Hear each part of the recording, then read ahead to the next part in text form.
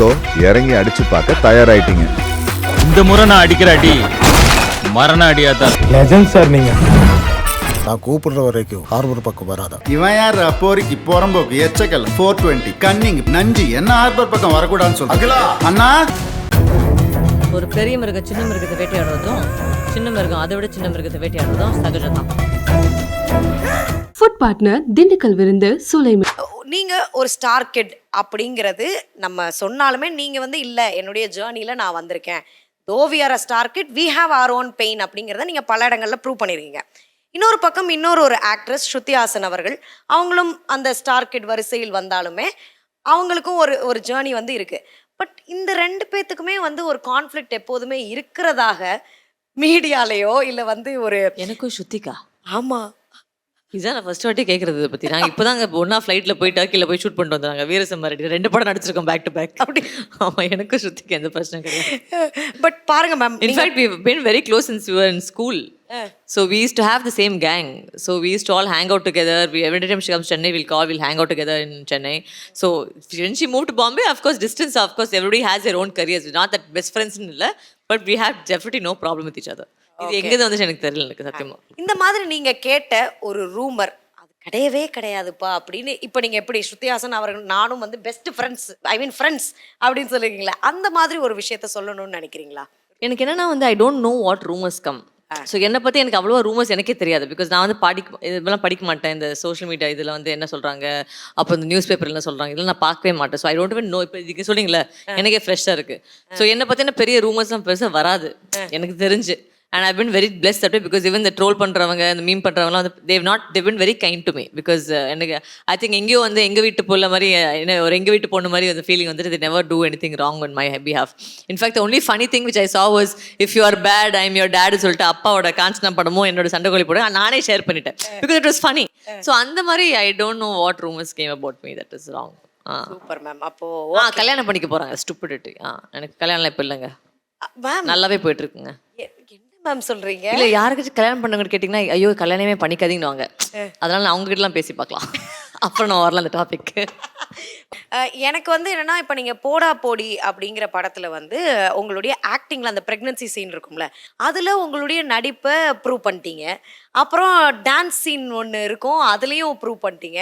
அதை தொடர்ந்து நீங்க பாலா அவர்கள் கூட அந்த படத்துலையும் உங்களுடைய பிரில்லியன்ஸை வந்து நீங்க ப்ரூவ் பண்ணிட்டீங்க. பட் டு யூ திங்க் அது வந்து பெருசா எவால்வ் ஆகல அப்படிங்கிற? இல்லை ஆக்சுவலாக வந்து தப்பு சொல்ல முடியாது. ஏன்னா என்ன ஆச்சுன்னா வந்து நான் அதை சொன்ன மாதிரி நான் தப்பாக ஃபோக்கஸ் பண்ணேன் என் எனர்ஜியை. பிகாஸ் நிறைய படங்கள் வந்துச்சு, நான் பண்ண வேண்டிய படங்கள். பட் என் கூட இருந்தவங்க அந்த டைமில் வந்து இது பண்ணாத அது பண்ணாதன்னு சொல்லி they keep poisoning your mind. எங்கேயோ நான் சொன்னல இந்த லவ் லொட்டு லோஸ்க்கு இதெல்லாம் வந்து போயிட்டு நம்ம வந்து அந்த அந்த பீரியடில் போகும்போது you will think of all this rubbish. But அப்போ இஃப் ஐ ஹேவ் பிகாஸ் நிறைய இன்ஃபேக்ட் ஓகே இருக்கு இல்லையா, அந்த படம் நான் பண்ண வேண்டியது. அப்புறம் வந்து காதல் சொதுப்புது எப்படி I think Amala Paul and that film, I was supposed to do that film. I was supposed to do காதல், I was supposed to do காக்க காக்க, I was supposed to do boys. So இந்த மாதிரி நிறைய படங்கள் பண்ண வேண்டியது. But காரணத்துக்காக என் பக்கத்தில் இருக்கவங்க வந்து இது பண்ணாத அது பண்ணாத இது பண்ணாதான்னு சொல்லிட்டு they give you some wrong advice and that's what I think அந்த ஃபோக்கஸ் வரலன்னு நான் சொல்ல முடியாது. நிறைய வாய்ப்புகள் வந்துச்சு, நான் முட்டாள்தனமாக அந்த வாய்ப்புகள் எடுக்கல. ஸோ அதுதான் வந்து உண்மை ஆக்சுவலாக. ஸோ அதை ஒத்துக்கிட்டு இப்போ வந்து நான் வந்து இப்போ கரெக்டான வழியில் இப்போ போயிட்டு இருக்கேன்னு சொல்லலாம், அவ்வளோதான். Nice nice. ஏன்னா நாங்க ரிசர்ச் பண்ணதுலேயே வந்து பல படங்கள் இருக்கு. காதல், வெங்கட் பிரபு அவர்களுடைய சரோஜா, அப்புறமேட்டு பாய்ஸ் படம்.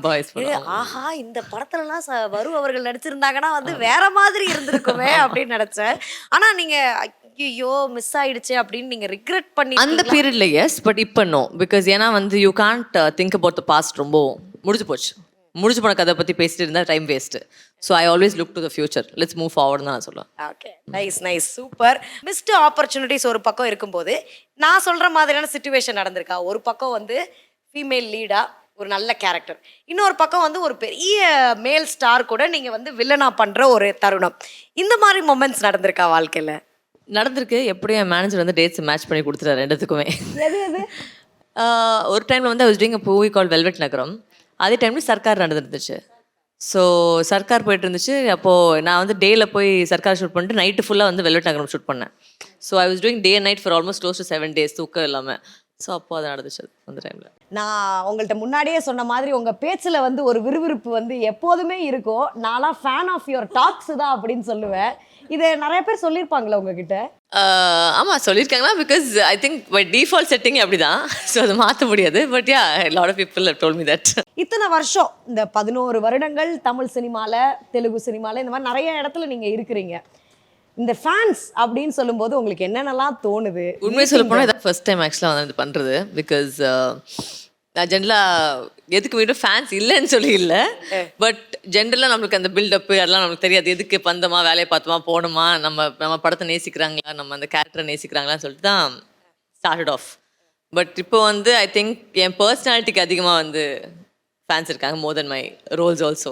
So that is something which is really nice, because when I get messages saying that we get inspired by you and things that you're doing, that is nice. So that's why I said that இந்த வாட்டி meet பண்ணலாம்னு சொல்லிட்டு தான் இந்த பக்கம் வந்தேன். It's really happy. Very nice. உங்கள் ஃபேன்ஸை நீங்கள் வந்து ஒரு வார்த்தையில் வந்து டிஸ்கிரைப் பண்ணணும். ஏன்னா இப்போ நீங்கள் நிறைய சோஷியல் ஒர்க்ஸ்லாம் வந்து பண்ணிகிட்டு இருக்கீங்க. நிறையா பேர் அவங்க கதைகள்லாம் வந்து பேசியிருப்பாங்க உங்கள்கிட்ட. ஸோ அவங்களுக்கு ஒரு வார்த்தை நீங்கள் சொல்லணும் அப்படின்னா என்ன சொல்ல விரும்புகிறீங்க? Always be happy. Because life is very shortங்க. எது எப்போ நடக்கும்னு யாருக்குமே தெரியாது. Live every day like it's your last தான் நான் சொல்லுவேன். அப்படி தான் நான் பிளான் பண்ணலாம், பட் ஓவராகவும் பிளான் பண்ணக்கூடாது. அந்த பிளான் நடக்கலைன்னா வந்து வருத்தப்படக்கூடாது. அதனால் வந்து இப்போது என் லைஃப்லேயே பார்த்தீங்கன்னா வந்து நான் ஸ்டார்ட் பண்ணும்போது இப்போது இண்டஸ்ட்ரிக்கு வந்து 10 வருஷம் ஆச்சு. நான் ஸ்டார்ட் பண்ணும்போது சரி 22லலாம் என்ட்ரி ஆகிடுவேன், 28க்குள்ளலாம் பெரிய ஹீரோயின் வந்து ஸ்டார் ஆகிடுவேன், 28னா 32க்குலாம் வந்து கல்யாணம் பண்ணிப்பேன், 34க்குலாம் குழந்தை பெற்றுப்பேன். இப்போ எனக்கு வயசு 38 ஆக போகுது.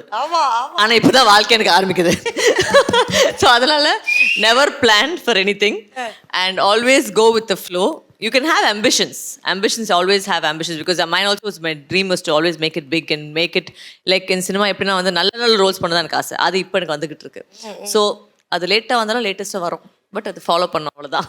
11 இயர்ஸ் ஒரு திருப்பி போனோம்னா இந்த தவறு நான் பண்ணியிருந்திருக்க வேண்டாம், இல்லை இது எனக்கு நடந்ததுலேயே ஒரு செம்மையான ஒரு விஷயம் அப்படின்ட்டு நீங்கள் என்ன சொல்ல விரும்புகிறீங்க? சினிமாவில் வந்து நான் ஒரு 10 வருஷமாக வந்து இருக்கேன். ஸ்டார்ட் பண்ணது அதுக்கு முன்னாடி 2009 வந்து ஆக்சுவலாக shooting start for Poda Podi, but the film release in 2012. நடுவில் ஒரு 8 வருஷமாக வந்து I feel if I was little more focused on my career and not my personal life, I think that was a mistake I made. So அது வந்து sometimes when you are young we don't realize it. நம்ம இந்த love give லொட்டு லொஸ்க்குலாம் சொல்லி அந்த மாதிரிலாம் follow பண்ணிட்டு வந்து ஒரு ராங்கான ரூட்டில் போயிடும். நம்ம என்ன ஜென்ரலாக பெண்களாக வந்து நம்மளுக்கு அந்த டைமில் வந்து ஒரு ப்ரெஷர் நடக்கும், கல்யாண ப்ரெஷர், குழந்தை பெற்றுக்கிற ப்ரெஷர், இந்த மனக்கட்டி ப்ரெஷர்லாம் வரும். அதெல்லாம் நம்ம ஃபாலோ பண்ணக்கூடாது. அதுதான் நான் சொல்ல வரேன். ஏன் சொல்ல வரேன்னா, because if I had focus probably a little bit more, maybe சொல்ல முடியாது, maybe I would have had a different career இப்போ, or maybe I would have done lot more films then as opposed to now. But having said that, anything that doesn't kill you only makes you stronger. Okay. So அதனால் வந்து நான் கற்றுக்கிட்ட lesson வந்து இப்போ just move forward, and எப்போவுமே வந்து there is no time. நீங்கள் எப்போ வந்தாலும் if you put effort you will make it big. So அதனால் அதை நான் நம்புகிறேன். அப்போல்லாம் உங்களுக்கு தோணுமா, ஐயோ பசங்களுக்குன்னா அவங்க மட்டும் கல்யாணம் பண்ணிட்டு நடிக்கிறாங்க எல்லாம் பண்ணுறாங்க, why is it for us அப்படின்னு? இல்லை, அப்போ அந்த பாயிண்ட் ஆஃப் டைமில் எப்படின்னா வந்து பொண்ணுங்க கல்யாணம் பண்ணிட்டு அதுக்கப்புறம் நடிக்க முடியாது அந்த பீரியடில். அப்போ அது ஒன்று போயிட்டு இருந்துச்சு. அதாவது கல்யாணம் பண்ணால் நடிக்க மாட்டாங்க, அது ஒன்று போயிட்டு. So there are lot of அந்த டைமில் வந்து I think this generation people have also opened up, exposure ஜாஸ்தி வந்துருக்கு. Women have also become more empowered. Women are willing to go ahead with their careers. It's so nice to see so many people follow their dreams and passions. So that way it's nice. So anyway, இந்த 11 வருஷத்துல disappointments அப்படின்னா என்ன சொல்ல விரும்புவீங்க? lots are there in life. Everybody goes to their own disappointment. Because see, like for example, I'm a very competitive person. எனக்கு சின்ன வயசுலேருந்து பயங்கர ஒரு காம்படிஷன், ஒரு மைண்ட் அப்படி தான். எது எடுத்தாலும் வந்து ஜெயிக்கணும், எது எடுத்தாலும் வந்து ஃபோக்கஸ் பண்ணணும். எனக்கு ஒரு பெரிய ஃபெயிலியர் வந்து என் தமிழ் கரியர் தான் சொல்லுவேன். எதுக்கு தமிழ் கரியர்னு சொல்கிறேன்னா வந்து நான் எக்ஸ்பெக்ட் பண்ண அளவுக்கு நான் சொன்ன மாதிரி if I had focus little bit more, எனக்கு அது ஒரு பெரிய ஃபெயிலியர் இருந்துச்சு. ஸோ நிறைய டைமில் நம்மளுக்கு என்ன பிரச்சனை, நமக்குள்ள பிரச்சனையா, நம்மளுக்கு லாங்குவேஜ் வராதா, இல்லை அழகா இல்லையா, இல்லை ஆட தெரியாதா, இல்லை தமிழ் பேச வராதா, அதெல்லாம் வந்து யோசிப்போம். ஸோ அப்போ அந்த டைமில் you get very depressed in life. So அந்த டிப்ரெஷனுக்கு என்ன பண்ணுறதுன்னா சாப்பிட ஆரம்பிச்சிட்டேன். ஸோ தென் ஆட்டோமேட்டிக்லி வெயிட் கோஸ் அப், அன்னெசரி. அப்புறம் நீங்கள் குண்டா இருக்கீங்களா, இல்லை இப்போ ஒல்லியாக இருக்கிற பிரச்சனை, எல்லாமே பிரச்சனை தான் அந்த டைமில். But you have to overcome that at some point and move forward in life and think that okay fine, இதுவும் மீறி நம்மளுக்கு ஒரு ஃபேத் இருக்குது தெரியுமா. அதாவது எனக்கு வந்து ஒரு நடிகை தவிர வேறு எதுவுமே எனக்கு தெரியாது, எனக்கு நடிக்க தான் வரும், எனக்கு இதுதான் வரும்னு சொல்லிட்டு நான் வந்து கொஞ்சம் ஸ்டபனாக இருந்துட்டு கொஞ்சம் பண்ணுதான். கொஞ்சம் லேட்டாக வந்துச்சு, but I'm happy that today where I am, because I get so much of respect. The roles I'm getting, I'm cast opposite the biggest stars in our country. So இதுக்கு மேலே நான் என்ன கேட்க முடியும்? And it's not like வந்துட்டு போகணுமான்னு இல்லாமல் அவங்களுக்கு ஏற்று நின்று டைலாக் பேசுறதோ இல்லாட்டி வந்து அவங்களுக்கு ஒரு விழுத்தனமாக வந்து அங்கே நிற்கிறதோ வந்து எவ்வளோ ஒரு ப்ரைடுன்னு எனக்கு தான் தெரியும். So that I'm plus. Ramya Krishnan அவர்கள் வந்து ஒரு டைம்ல வந்து பாத்தீங்களா, ஒரு பக்கம் ஹீரோயினா நடிச்சிட்டு இருப்பாங்க, ஒரு பக்கம் வில்லியா நடிச்சிட்டு இருப்பாங்க. அது பெரிய பெரிய ஹீரோஸோட ஷி வில் பி லைக் என்ன அப்படின்னு ஒரு டயலாக் பேசுவாங்க. உங்களுக்கும் அதே மாதிரி ஒரு டிராவல் தான் இருந்திருக்கு இல்லையா? ஆமா, same. I think a lot of people keep comparing me to Ramya Krishnan ma'am.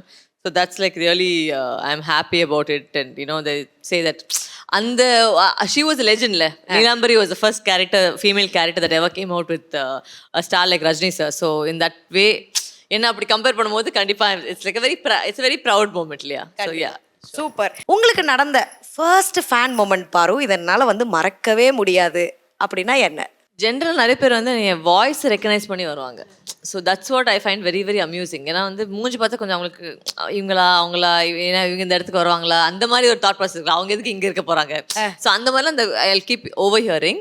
But நல்ல விஷயம்னா வந்து என் வாய்ஸ் நான் பேசும்போது என் வாய்ஸை பார்த்து தான் வருவாங்க. ஸோ அது எனக்கு ஒரு பெரிய ஒரு ஹையன் இல்லை. பிகாஸ் நான் இண்டஸ்ட்ரிக்குள்ளே வரும்போது நிறைய பேர் சொன்னாங்க உங்கள் வாய்ஸ் தான் உங்களுக்கு பெரிய மைனஸ், இந்த வாய்ஸ் நீங்கள் யூஸே பண்ணக்கூடாது, இந்த மாதிரிலாம் நீங்கள் ஹீரோனாக ஆக முடியாது, இப்படி தான் சொன்னாங்க. பட் இன்னைக்கு வந்து எனக்கு அந்த வாய்ஸ் தான் வந்து யூஎஸ்பி.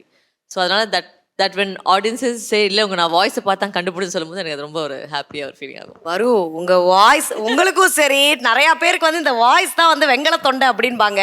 அதெல்லாம் நமக்கு நிறையாவே இருக்கு. அதனால அதுதான் உங்களை வந்து முன்னாடி கொண்டு போயிட்டே இருக்கு அப்படின்னு நினைக்கிறேன். Very nice.